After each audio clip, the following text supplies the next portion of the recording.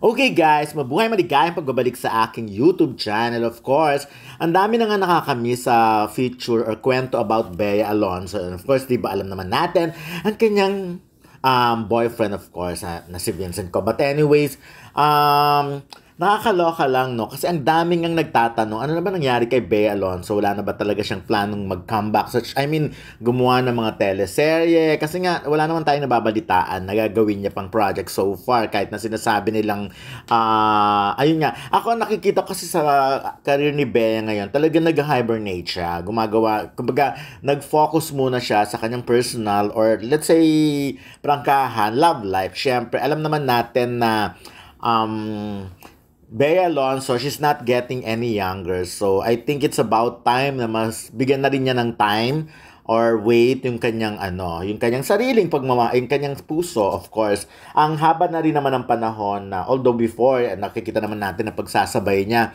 meron siyang bonggang career, meron pa rin siyang love life, di ba? So, yung mga ganyang tipo. But this time, iniisip ko nga, when was the last time na na-interview ko si Bea Alonzo? Parang sobrang tagal na. Siguro the last time na nakita ko siya sa event ng Pure Gold, of course. July, oo. Pero saglit lang yun kasi nga maraming tao sa sa Philippine Arena yon. Yun yung parang yun yung show ng SB19 and of course Beanie at marami pang iba. But this time, at walang masyadong interviewan doon. Actually, walang interviewhan. Hindi namin siya na-interview. Nakita lang namin siya.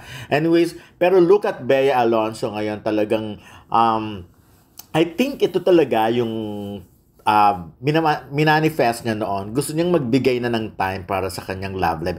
At kung makikita niyo si Bea ngayon, she's parang much prettier, mas batang tignan, mas fresh. Alam mo yung nakapagpahinga talaga siya. So, ako natutuwa ako for Bea na at least naisip na rin na, kasi syempre, ang career naman, kahit anong mangyari, career na, si Bea naman ay established na. Of course, marami na siyang napatunayan when it comes to career. So, I guess, mas magandang mag-focus na bigyan niya ng time talaga ang kanyang personal and ang love life. Diba? Saan ka naman nakakita? May business na siya. Meron na rin siyang